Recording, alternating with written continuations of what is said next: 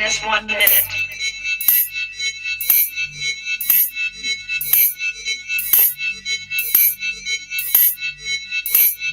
T minus 50 seconds.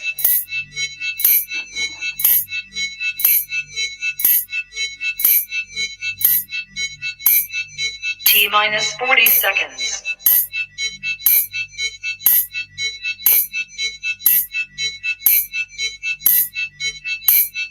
T minus 30 seconds.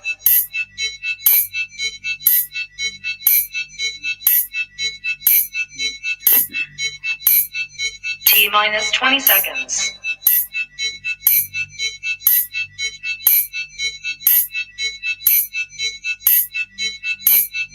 Ten, 9, 8, 7, 6, 5, 4, 3, 2, 1, 0.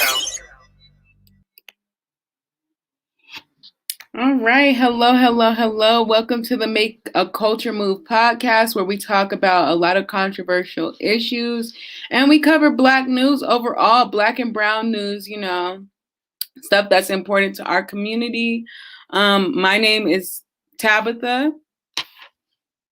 I'm G. Where's Mark? I don't know, girl. I don't know. Okay.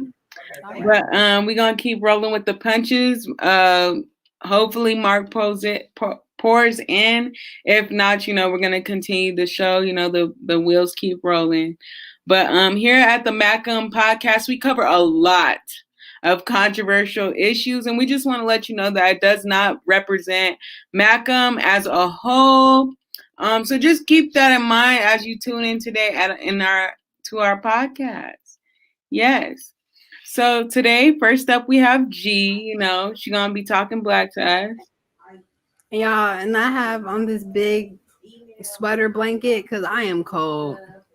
I'm very cold in my house, but nobody else is. I'm the only one, so that's why this is on me. But let's see. So first up for y'all today, just an update on Walter Wallace Jr., his family. They just asked for Philadelphia to come into some peace. So we can go ahead and get into that article and we'll play the video first. Mark message said that he's here. So. Oh, here we go. Okay. Okay, so let's see.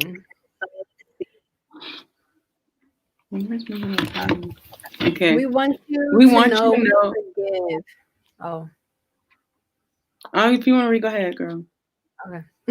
We want you to know we forgive. Mourners at Walter Wallace Jr.'s funeral call for peace in Philadelphia.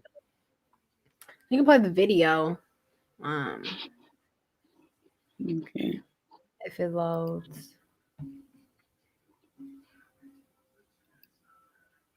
Is that his grandpa? His dad. Everybody having respect for my family and my son to stop this violence and chaos that's going on in the city. Where people got to have business and we all got to eat in other ways and stuff. You know what I mean? So why are we going to hurt the resource what we have in our community? Why are you playing like that? Start it over. And I really, if I don't know why. No violence, tearing up the city, looting up the stores, and all this chaos going. And I would feel like everybody having respect for my family and my son to stop this violence and chaos that's going on in the city, where people got to have business and we all got to eat in other ways and stuff. You know what I mean? So why are we going to hurt the resource what we have in our community instead of combining it together? And I really, if on my heart, feel like that's got to be done to help my son and help my family. I mean, we got good cop, we got bad. That's the system in the system. I'm not fault. Somebody had to be all accountable for what they did. And y'all, I was calling the police to stop. Don't shoot my son. Please don't shoot my son. They said, and they just shot him.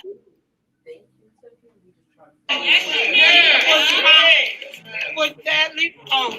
But God goes first. The man was suffering. He was on doctor's care. He was on a regimen of lithium, etc. And so, and the police were here earlier that day. And I find it extremely, it's emotionally taxing to think about how you could call for assistance and wind up with the people who you called killing you. I can't even conceive the concept. I just can't. If you not want to call them. Okay. Oh no, I wanted to read some of the article. Okay, hold on. Trying to play. Hold up. But yes, that's sad, man. That's sad. You can't even call the police. That's why. Can't even call the police. Okay, hold on. Let me get over to this video thing. Mm-hmm. Okay. Here we go. Okay. There it goes.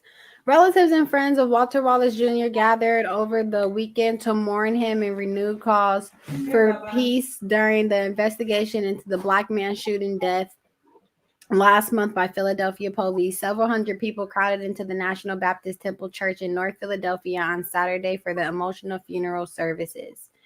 Wallace, 27, was killed October 26 outside his home in the Cobbs Creek neighborhood in West Philadelphia shortly after officers arrived. So we know the story. Walter Wallace, 27, mental health man. Family called the police. He was having an episode. Family called for an ambulance, and the officers that were sent to the home ended up killing him. And Philadelphia's been in kind of like an uproar and rioting. And, when families go through stuff like that, it's just kind of, it's hard because it's like, yeah, cool. We got the community and the people around backing us and supporting us, but it's like, we don't want to keep reliving it. And that's what's kind of hard for the families who are victims to that. As we protest and as we riot and as we continue to talk about it, those families have to continue to relive it. And some families are okay with that and some families are not. But it's just an unfortunate situation all across the board. I definitely feel you. I feel like this case is heavy because we all have that crazy cousin in our family that's constantly, doing stuff that we're like, man, this dude is literally crazy. But I don't know, man. I don't know. I think that's just sad, and we got to band together as a community and support one another. That doesn't mean loot and riot and mess up your own community where you live at. You're not hurting the cops or nobody by going in your own community and tearing it up. You're hurting yourself. So that's something that we got to keep in mind as people of color. Like, come on, why tear up your community that you live in? Makes no sense. Exactly. And it's like those black-owned businesses that you're hurting, like they already struggling. And here y'all come rioting, looting, and burning down their establishments. And it's like, that is not helping. Right. What were you going to say, Mark? I think the biggest piece for me on top of what was already said is just like in times where we do need help or anything of the sort, like who are you supposed to call? Like the fact that they didn't even call the police but asked for an ambulance and then the police showed up anyway and killed the man is just like there were so many things that could have taken place that would have avoided this. It's as simple as sending somebody to take care of the man. Or I guess when the police, however they were called, why did they show up with the intent to like diffuse a situation? I don't And know. I think that speaks a lot too. Like, when you're calling 911, you're not calling a direct police station. You're calling for either the police to come, an ambulance to come, or the fire department to come. And you have that right to ask and say, I need the fire department. I need an ambulance. I need the police. And the fact that they asked for an ambulance, and when you watch the police footage that was released, I didn't see no ambulance show up. Now one time I didn't see an ambulance there, and it's just unfair to the family that they didn't even get what they had the right to ask for. Man, instead lost their son. Instead, lost their son, Mhm. which is very unfortunate. Mhm. But we will segue into Black birth. Okay. Black women have the highest death rates when it comes to labor. And so yeah, we're gonna dive right into this one with the article. Okay.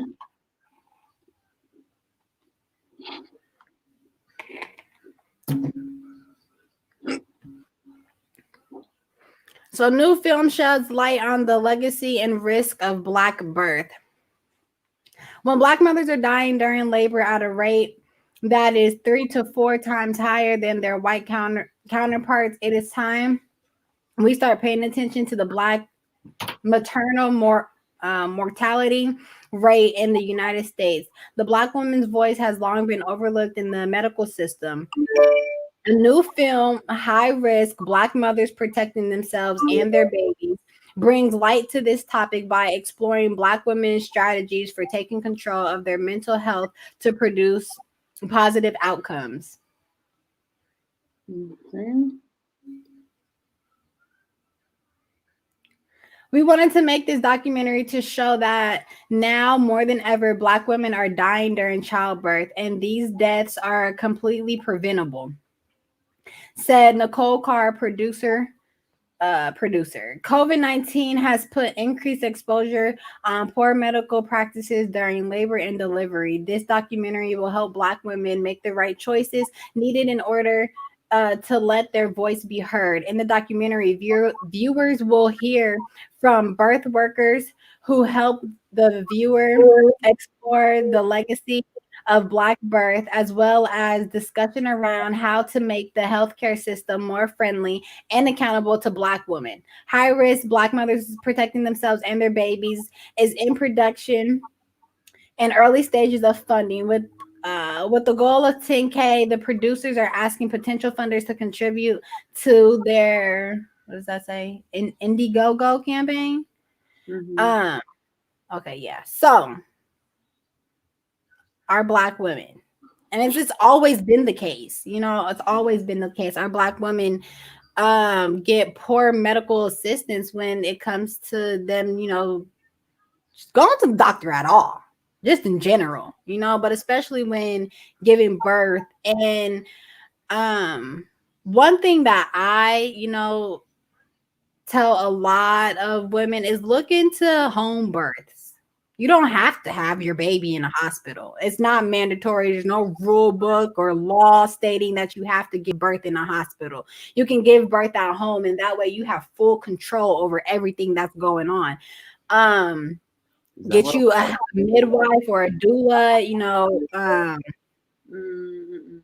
and yeah, but that's something that I really think we in the Black community need to normalize more so of, because these doctors don't care about us, and we don't have enough Black doctors and Black nurses who are going to tend to our needs and make sure that our Black mothers and our Black babies make it out of labor alive. Right. Go ahead, Mike. No, I was just asking, so like as far as the home birth, is that what like the water birth is, where like the woman's sitting in the pool? So yeah, you could do it in the tub or you could do it in a pool, and That's yeah. how it just come right out almost, and it's I'm trying to Just come sit up. on. I'm trying to sit in toilet position, like sit down And then sit down and push out. Yes, because it's not That's natural crazy. for us to lay on our back to It's give birth not. to a child. That actually causes us more damage than anything. And that's why a lot of women, even white, especially white women, they go to a birthing center. They go to a birthing center where they have more options on ways to have their baby. So it's not really surprising to me that Black women die at a higher rate when giving birth to their children, because at the end of the day, like, these institutions were never really set up for us. And that's why we need to know more about the medical apartheid, about what happened to us, how they experimented on us, and how they ran like medical experiments on Black people. We don't know about that trauma. Of course, we know about slavery, but we don't know what they were doing. Not only were they cutting us and doing all these different, running all these science, Harvesting our organs and transplanting our blood, and because we got it good. Right. We Black people, we have great, amazing genes, and we're immune to a lot of stuff. And white people, they don't have that, so they take what we have and implement it into their own. So, like, this is squirreling a little bit, but in Get Out, it's so real when you think about it, because in Get Out, they were taking the Black house workers that they had. Those were the white grandparents. They wanted them to continue to live, so they took these strong, intelligent Black people and deaded them on the inside and gave them the white counterparts spirit. physicalness. Yeah, and it's like, because they weren't going to be able to get it from any other white person. They weren't going to be able to see as well. They weren't going to be able to think as well. They weren't going to be able to speak as well. They weren't going to be able to move around as well. Like they needed our DNA for that. And that's what white people have done for years, and years, and are still doing it to this day. To this day. Do not be an organ donor if you are Black. Absolutely do not. I recently learned that and changed that on my license. Yes. Crazy. My mom used to say that, but I never believed her. And then I got older and I was like, damn, she was right. And I took it off there. I was like, y'all are not giving my organs to no white kid in the ER. Nah. To this day. To this day. Not at all. And like, you really have to think about it. When you decide that you're going to be an organ donor, they don't put us Black people at the top of the list. We be needing organs and stuff too sometimes. But if a Black kid and a white kid both need a heart, they're going to try to give it to that white kid first before they give it to the Black kid. Of course. So you don't want your Black heart to go to a white person. You don't want your Black lungs and your Black liver and your Black kidneys and none of that. You want to give it back to your own, and they don't, in the medical field, they don't do that. Right. But quick to harvest us. Yeah, but quick to harvest us. Quick to harvest us, y'all. Y'all gotta be safe out there. I'm ready, girl. Let me pull up this next one. Just go ahead, keep talking. Yes, this last one we're gonna segue. It is a poem by Lady Brion, or Brion, however you say it. That's for one Black. Okay, let me share my. We don't let the video and the poem speak for itself. For whatever reason. I have been folding my tongue beneath itself, bleaching my language, clenching my jaw with shackled teeth, because the moment I open my mouth, uprising spring from my saliva, my dialogue is cruddy. Trample with the muddy boots of trade and migration, battling nations in my diaphragm, so the rhythm in my diction sounds like a war cry, and despite the white stuff down my windpipe, I talk Black with nappy phonics, syllables that kink and twist, naughty expression that beads on my palate. So glow in this spit shine flow, Jerry curl jogging, bongo drums in my diction. This slang is semantic resistance, off with the head of the king's English. Can't you smell the riot on my breath? Char in my esophagus, my laugh is arsenic. And ain't enough opiates in this elementary education to hook me on phonics or gentrify the djembe out of my pronunciation. Love the taste of this cornbread accent. Sugar cane slang my tongue is. Motherland, mama of civilization, birth of every nation. Scat, boom, back, hi-hat, jazz, sax. There is music in my melanin and I be talking hella black. With a neck roll to articulate my tone. Conversations get you high as my cheekbones and lingo about lush as these hips done grown. Thick thighs and deep fried vernacular. Hand motions and sound effects. Hieroglyphics hidden in my messages. My breath is the building of the pyramids on repeat. I'm like a Negro spiritual sampled over a trap beat. There is a black anthem inside my belly, so I will always lift every voice and speak. Okay, girl. Okay. Yes, y'all. So that one, you know, I feel like one of the most disrespectful things to the Black culture is the fact that we are expected to code switch. We have to code switch when we're dealing with corporate America. We have to code switch. You know, we call it the African American. You know, hello, how are you? How can I help you today? Rather than how we normally greet, and it's programmed in us. It's programmed. We got a phone voice. Hi, hello. My name is Tabitha. I'm calling in regards to my application. And we have to code switch because we have to we're expected to make everybody else feel comfortable, and we have to make ourselves uncomfortable by code switching. We don't like to code switch all the time. I don't want to have to change up my vernacular to make you feel comfortable. Right. And we're programmed that way. How are Go you ahead, Mark. comfortable? It's just language. Like, it's crazy. No, I completely agree. I see it. My mom works for Comcast, and the way she talked to me and how she be answering the phone is completely different. But in my job interviews, where I don't talk as I normally would, which I guess is kind of different because you want to be more professional in that setting. But like, yeah, I like that point that you made. Like, we're expected to code switch, or we're expected to make others feel comfortable. I like that. Yeah, we Black people, everyone else feels like we come off so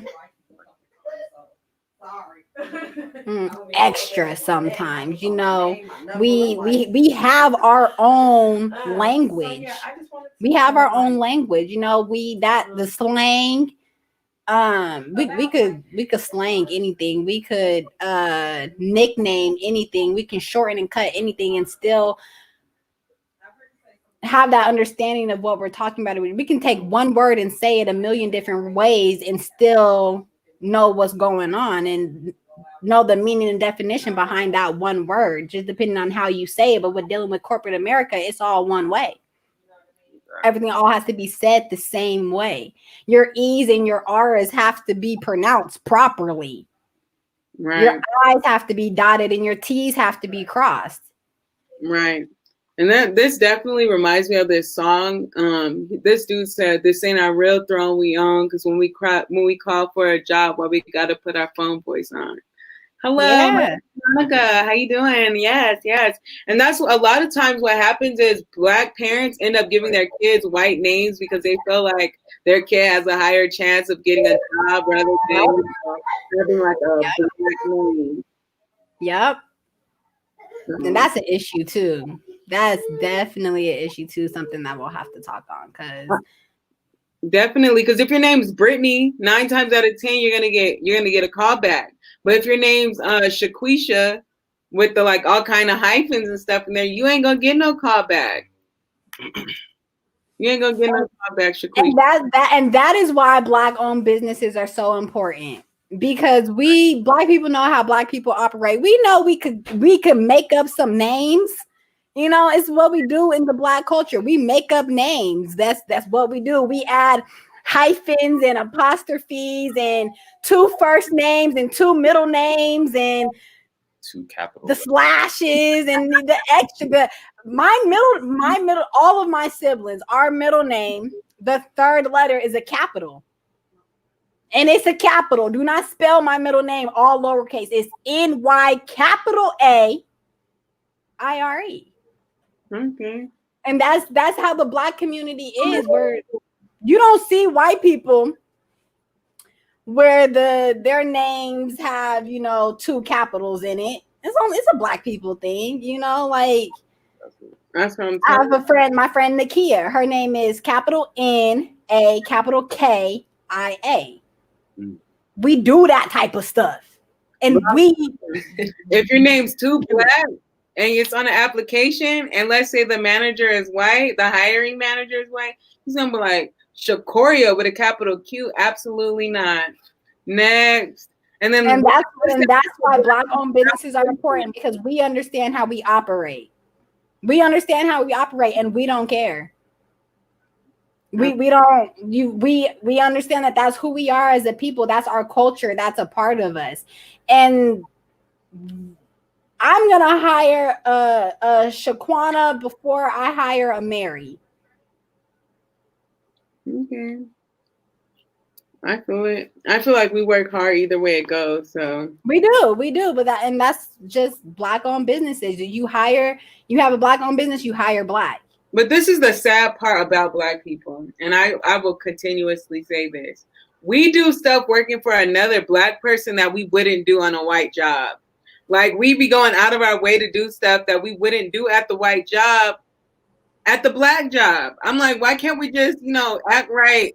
No matter where we're at, we act. Let's say you work for a Black person, now you can act extremely ghetto and unprofessional. Nah, you need to still keep that same level of professionalism. That's fine. You could talk however you talk, but don't get up in there. You're supposed to be at work at 8:00. You get there at 8:30 because your boss is Black and you on CP time. No. I think that kind of just depends on who you are, because I'm not on time. I worked at Jared and I was the only Black employee there, and I was never on time to work. Never. Oh my God. I was never on time to work. I worked at a call center. My managers were white.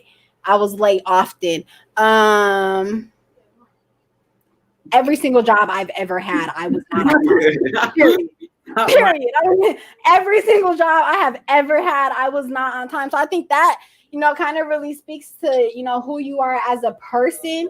Because, you know, with Black people, when we work for Black people, we switch up a little bit because we feel more comfortable. And that mentality needs to change, because it's still a place of business. So you have to, you know, conduct yourself professionally. You can be more comfortable, but still be professional. Right. Instead of being uncomfortable and professional. I'd rather be comfortably professional than uncomfortably professional. And working around white people, I'm uncomfortably professional because I can't be my full self. I have to code switch to make them feel comfortable. And if I don't code switch to make them feel comfortable, because you have to think of customers also, because customers who shop be white, you know, and so. Is there anything you need help finding? No, I don't need help finding. I just walked in here. Exactly. Exactly. Now is a good time to segue into what Mark has. Mark, what you talking about today? So I will start with I'll start with the first article. So we got Ahmad Arbrey. Arbrey. But the bond for the father and son that was accused of killing him were denied bond. So it was just good to see that that little bit of justice, you feel me? In most cases they would let this father and son out because I think they claimed self-defense, and they thought that Ahmad was a burglar or a suspect in a burglary. But it was just good to see that in this case, the initial justice, which is keeping them in jail and not allowing them to flee or do anything outside of jail, is the first bit of justice. Now they just got to complete it in the sentencing. Hopefully, it's the right sentencing. Right.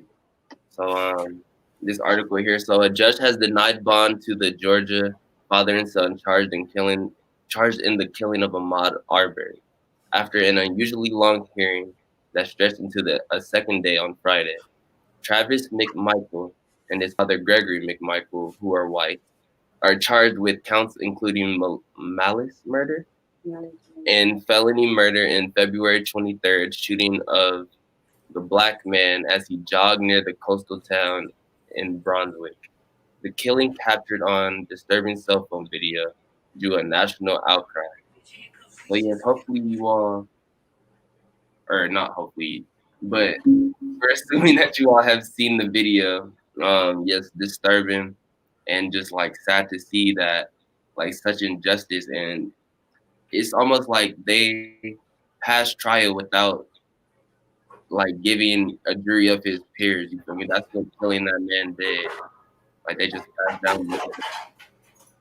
And, hopefully the court see this through and give the right sentencing. I think that is just hella sad that somebody can murder you and then like get the least amount of time possible. Which they might will. When you're right. That we live in America, America, KKK, America, America. America. America. Yeah, it's his situation was very disturbing because they were trying to do a citizen's arrest. So it's like if you don't join the police academy, right? Kill people. Thank you. Like it's one of those things, like dude on TikTok, you in my business. Don't do that. Don't do that. And that's a dear white people moment. Mind y'all's business. Right. Mind y'all's business. You know how simple life would be if y'all just minded y'all's business. Quit worrying about that black mother cussing out her black kids in the store. Mind your business. Quit worrying about the black people jogging. Mind your business. We exercise too. They just gotta be running for something like suspect. You gotta be a thief. You gotta be a thief because you're running. What are you running for? You're a criminal if you're running. Like white people don't run in the park at 3:00 in the morning all the time. But are y'all getting shot and killed and citizen arrested? Like, no. Nah, that's crazy. Okay. That's crazy. And like I said, like a lot of times in this situation, like they would have been let off on bond. The normal case. Small victories. I don't even know how can you engage someone and then plead self-defense. I don't even know how that's like even allowed to hold up in court. Because even in the video, like they engaged the suspect. Like you didn't need to defend yourself. He was trying to mind his business. Period. He was trying to mind his business, not y'all's business, not somebody else's business, but his own personal business. And you white people, you two white men, took it upon yourselves to insert yourself into his business. And then took a life, and now y'all are in jail. And that's the thing. Everybody pleads self-defense. The police plead self-defense. The neighborhood watch pleads self-defense. That's what happened with Trayvon Martin and what was his name? George Zimmerman. He pleaded self-defense. He was like, I thought he had a gun. This dude has some Arizona tea and some Skittles. How do you feel like he had a gun? Black America's biggest mistake was not making an example of George Zimmerman. Period. Izzy said white pedophiles will be out of jail within months. Black person, nah. he goes under the jail for the rest of his life. That's right. Not in the jail, but under the jail. Exactly. With solitary confinement for whatever reason. which y'all can be affected out. To drive people crazy. On your head. They self. Imagine if you're being falsely accused and you're in there literally going mad because you know you didn't do nothing wrong, and you're up in there literally left in your lonely with your own devices, alone in solitary confinement, no human contact whatsoever. You talking to the rats like that dude in when they see us. What that too, but Green Mile. Oh yeah. Green Mile was crazy with Tom Hanks and that big black dude. I cannot remember his name. Yes. That was crazy. And that movie with Jamie Foxx. Him and Mercy. Just Mercy. I mean, that's Mercy. He all praises he got off, but like boy, these just know these people do not care. All right. Segue. What's the next one, sir? But before we do that, and they'll drag you, like it's crazy, like and even in the case and when they see us, like they wouldn't let the dude go out on parole unless he admitted to something that he didn't do. So like it's just crazy how the system is so much against us. And I think Mark, you was reading my mind. You was reading my mind. Crazy. But yes, we can segue. As Captain was saying, I just got a little bit of listen. COVID canceled my Thanksgiving, y'all. COVID canceled my Thanksgiving. I was gonna go to Florida to see my grandma. I'm gonna try to get her out here, but she's most likely not gonna come due to COVID. But in an article that I seen also, there was 1 million cases in California alone, like since like COVID has reached the US, and it's just like, and if you could see, if you scroll down just a little bit, right so it says up to 50 million Americans could travel for Thanksgiving. If you guys don't know, the population of as of 2020 is 330 million. So approximately 1/6 of Americans are allowed to travel.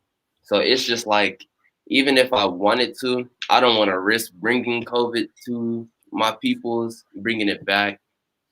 It's just, man, please be safe. And I wish y'all would just wear your mask and stay away from each other instead of partying. Social distancing. Y'all don't be doing it. Because, man, these cases they're still. Yeah, I don't want to exactly. Say that, but I'm just going to put it over there. Fuck COVID. Free my man's grandma. Period, man. Free grandma Pat, man.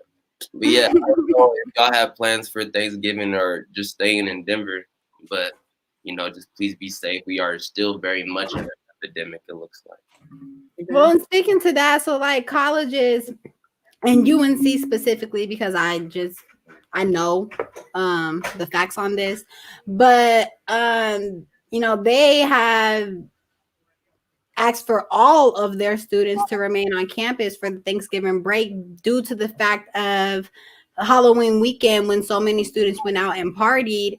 Some of them caught COVID, and so it's spreading around. And so like my sister, she had a teammate who caught COVID, and she has quarantining right now and cannot go home for Thanksgiving. And it sucks because it's like, especially speaking to those college students, y'all are in college. I get it. They're supposed to be, prime of your life, a part of it. But accept the reality of what's going on. It's COVID. Period. It's COVID. So I get y'all want to go out and party and have a good time and do all of that. Do your thing, but wear your mask. Social distance. You don't have to be social distance. Do your T's and your fist distance and all of that. Don't let people into your bubble. Keep your bubble sacred, and y'all are not doing that. It's fact. I don't honestly. I can't be like, I feel for anyone that celebrates Thanksgiving because I don't celebrate American genocide. Y'all killed my ancestors, my ancestors, my Native American ancestors, and nah, you ain't gonna catch me like that. So you could take away all these holidays, because at the end of the day, these are all y'all's pagan holidays. Keep them, because I don't want them. I don't want to. I think it's bigger than that. Just speaking outside of the holidays, because I don't really celebrate either. But the fact that people can't go home to see their families it's kind of hard, because regardless of whatever, celebrating holidays or not, people want to be with their families. Right. So if it wasn't Thanksgiving, they're still not allowed to go home because they're quarantining. Right. Because students are catching COVID, and students are not being mindful of other students, and they're being selfish in the situation. So holiday or no holiday, it is COVID. It is COVID. COVID definitely is like a global pandemic. It's on a global scale. Like, for instance, I'm not too big on, traveling in the United States. I'm good. I've seen enough to know that I'm not safe no matter where I go. But I definitely wanted to leave the United States and go see some people that I know on the other side of the world. And I couldn't do that because all the international travel is shut down. So there's no traveling. It feels like I'm in jail.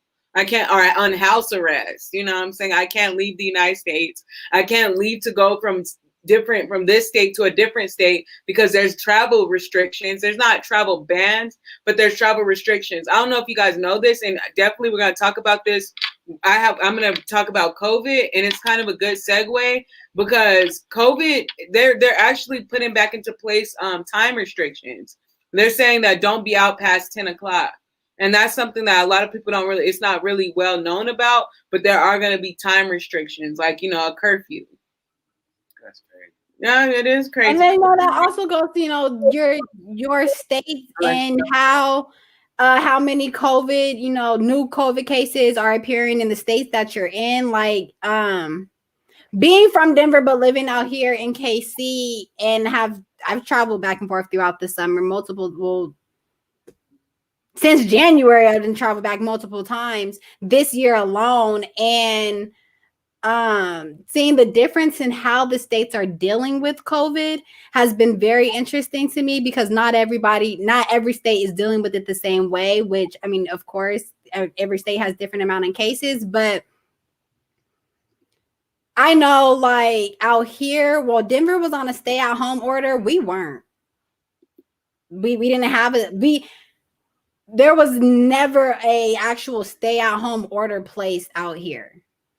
It was suggested, but it wasn't forced upon us. And I know when I went to Denver a couple times, it was forced upon the citizens of Colorado. The stay-at-home order, be in by this time unless you are out for essential needs. So just be mindful of that. Also, when you're traveling, every state is dealing with COVID differently.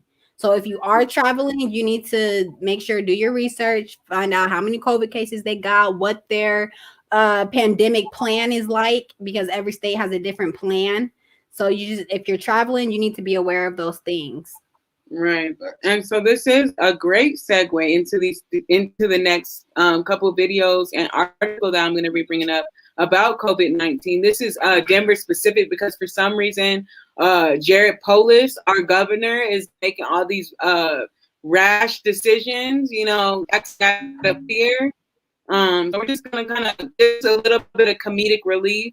Is the first video. It's like a parody video. And yeah, we're going to get into it. Hold up. Let me get there. Oh, I meant to ask, are there any legal like things that can happen to you if you stay out past it? We're going to see on the thing. I'm not 100% sure. Yes, here we go. Now, Chico, for the sake of the band, get out there and act like you got some sense. Are we talking to you? Don't get out there playing. That's what I get out there to do every night. That's all I know how to do, man. I didn't come all the way out from Lexington to Winchester for you to get out here and mess this up. Now act like you got some sense. And if you do, you might get a little of this right here. This is help money. And I hope you get out there and be happy. Ooh. All right, man. That's all right. Don't get out there messing up for everybody. You better don't go on jelly. I'm done. He's coming for the first time to perform for you lot. Brandon Hurley, Wallace, Lindbergh Johnny on drums, Jake from State Farm, and Chica, 2 short words. Performing the smash hit, Row Knock. Ladies and gents, DAF Entertainment presents to you The Virus Within. 1, 2, 3, Florida, open up they beaches and they gon' be mad when all the cases spike. Say governor really dumb, but he won't take the blame when all the people die. Y'all wanna go back to work just to go get affected, working at Best Buy. To all of you conspiracy people, men and women do, but numbers do not lie. Wrong night. Wrong night.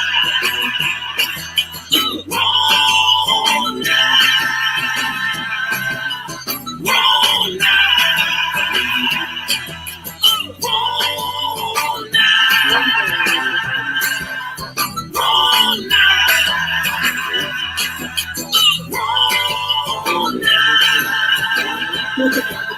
Wrong night. You think you got it, oh, you think you got it, but you just don't go get it if you sing it at home. You get together, oh, you get together, but you ain't got no work and you chillin' at home. You started coughing, you might have the wrong. You sweating, you sweating, you sweating, you sweating, you sweating. It's like infection. Oh, why, oh, why, oh, why, oh, why, oh, why, oh. Are you so in denial when you know they're not testing here? Oh my God. Wrong night. Wrong night. You might have hit your daddy. You might have hit your granny. You might have hit your mama. You might just start some drama. I'm just being honest. I'm just being honest. Okay, now fellas, yeah. What's cooler than being cool? Not exactly. I can't hear you. I said, what's cooler than being cool? Not exactly.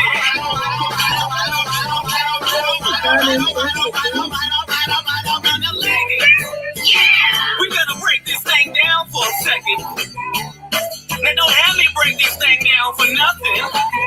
Make sure your man's on his best behavior. And when they make a vaccine, do me a favor. Take it, take it, take it, take it, take it, take it, take it, take it, take it, take it, so we won't get no sicker. Take it, take it, take it, take it, take it, take it, take it, so we won't get no seizures. Take it, Becky Sue. Take it, and little mamas too. Take it, please don't get sick no more. Take it, so we won't get no disease. Please don't get sick no more. You know what to do. Take it, take it, take it, take it, so we won't get no disease. Yeah, so Oh, Rona. Oh my goodness. That was just like a little bit of comedic relief because, you know, some people's family have been actually affected by coronavirus. And, you know, just to take a little bit of, I don't know, just to, you know. You got to learn to laugh. You gotta laugh. Yeah. And when I watched this last night, I was like, okay.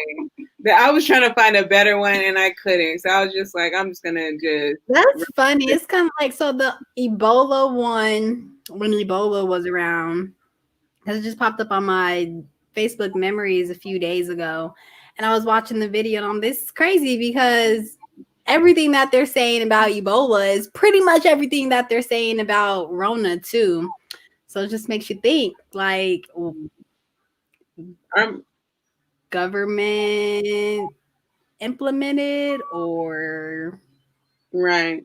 And when me and my sister were on the bus, I mean, this is when I was living in Phoenix. That's where I'm from, y'all. Just a little, you know, little Tess Whitaker, if you didn't know. But when I was living in Arizona, we seen this lady on the bus that had like boils on her skin. Like she had like, you know, she was having a flare up. And like I was looking at her and I told my sister, I was like, serious, I think she got Ebola. And my sister was like, ah, but like Corona is a whole nother thing. If somebody's coughing, I'm like, dude, like I don't even have no mask, but let me just make sure I get like do something because I'm not trying to deal with that. Especially if they don't cover their mouth, bro. I'd be like, oh my gosh, it'd be making me want to punch people. Cover your mouth. It's damn near assault. Like, you know what's going It on. is.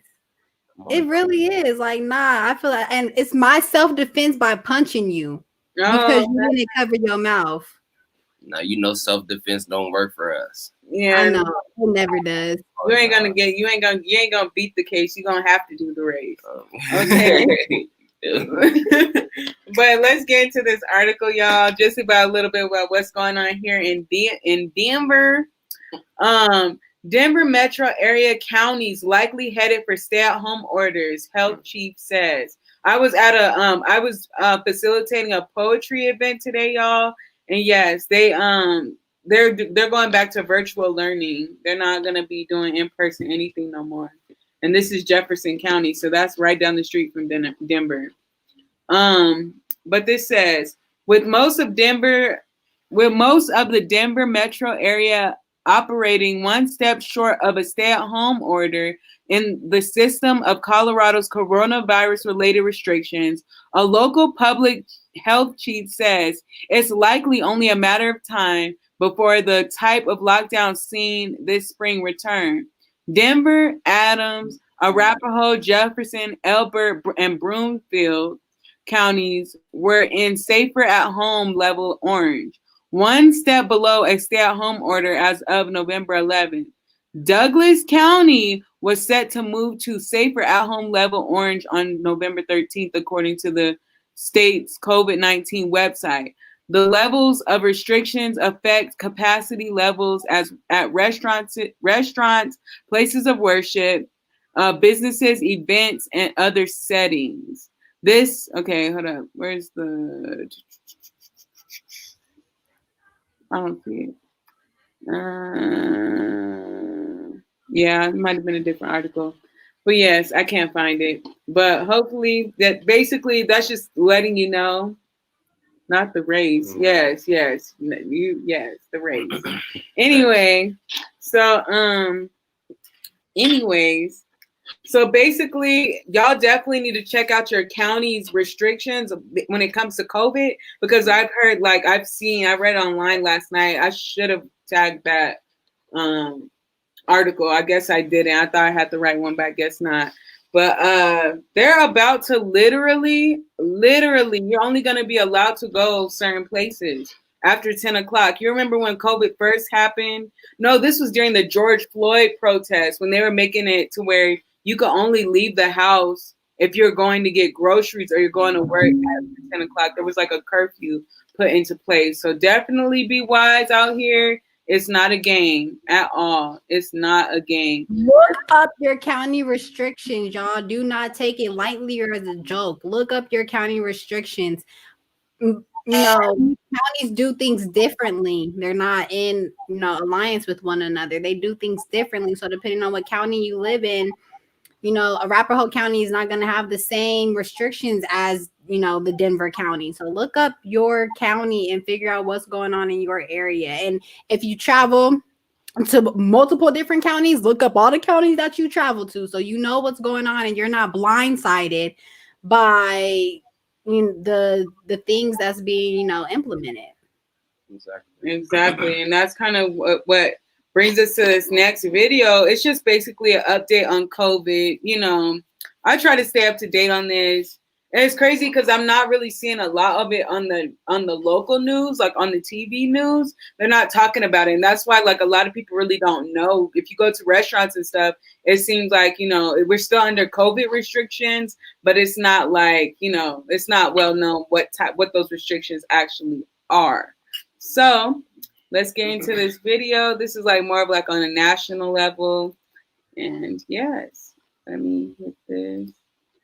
Morning, I'm Dia Macedo. Thanks for streaming with us. In today's update, COVID-19 is surging across the country. More than 65,000 people are now hospitalized with the virus in the U.S., a new record, and 144,000 cases were reported yesterday, another all-time high. In Los Angeles, Dodger Stadium is now a makeshift testing facility where hundreds lined up in their cars to get tested. And this morning on GMA, Dr. Anthony Fauci said Americans need to double down on mask wearing and social distancing in order to avoid another nationwide shutdown. The best opposite strategy to locking down is to intensify the public health measures short of locking down. So if you can do that well, you don't have to take that step that people are trying to avoid, which has so many implications, both psychologically and economically. We'd like not to do that. As cases rise, some states and cities are reimposing restrictions. A number of college football games set for kickoff this weekend have been canceled due to COVID outbreaks within their programs. And Tropical Storm Ada has hit Florida again. The storm made landfall for a second time. The struggle is real in Florida. This is why I do not want to move to Florida. The struggle's always real in Florida. There's something always going on in Florida, a hurricane, something. This is why, like, me and someone are talking about where we want to live after he gets out the military. And so, like, I do not want to move to Florida, and I do not want to move to Texas. Those two states always have something going on. I used to live in Fort Worth. Do not want to do that. Do not want to do that. I'm like, can we move to Arizona, please? It's hot in the summer, but no type of natural disasters that I know about. No. Period. It is hot, period. But in the winter, you could deal with it. Winter it's like 70 something, which is like kind of summer here, and then at nighttime it's like 50 something, which is also like summer here. I don't know. I couldn't do Arizona. It's just too dry. I can't do the dryness. I need some sense of humidity.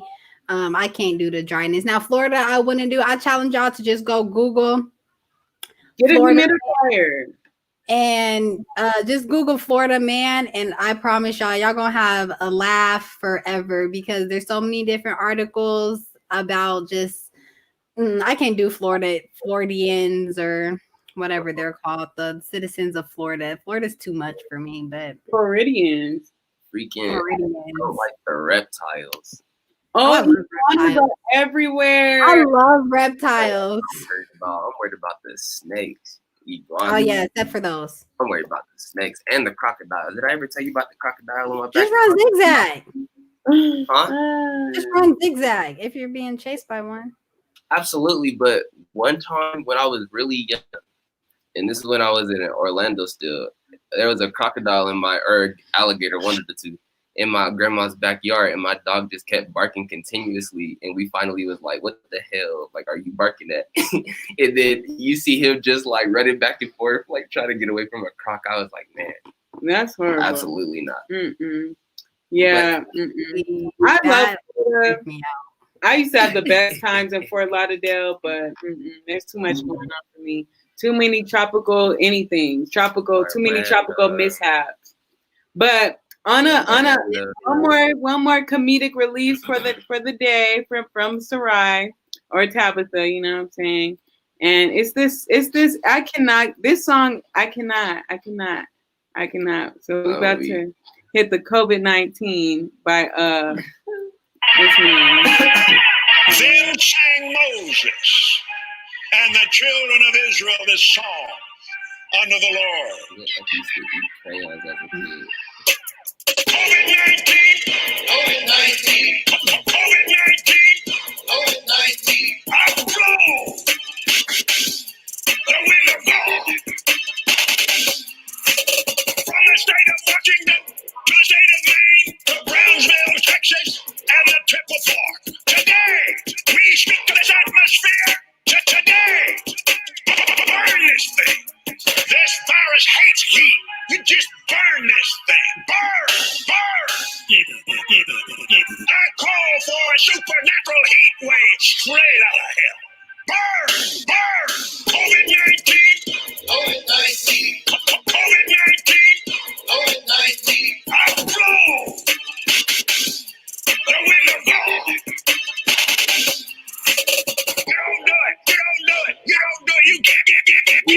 crazy. Now! Burn! You don't do it. You don't do it. You don't do it. You get out of here. Burn this thing. COVID-19. COVID-19. COVID-19. Outflow. The wind of God. You are destroyed forever, and you'll never be back. With Fabry. Okay. Well, that was just a good one for me. Every time I see that video, I'm just like, what is going on with COVID? But yes. He looks like a psychopath. What's going on with him?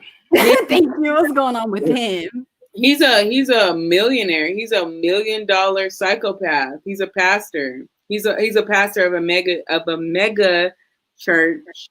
Definitely psychopath.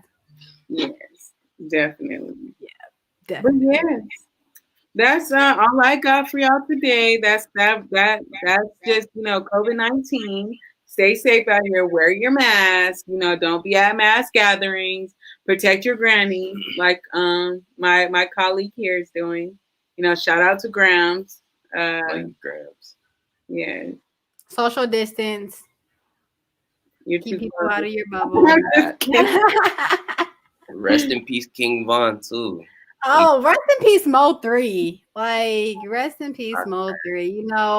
Rappers is out here dying, but that's the lifestyle that they portray and the lifestyle that they lead and that they live. So, I mean, Mo 3 was kind of sad because he was out here actually doing positive things. But, when you live that life, that's it. We were late today, y'all.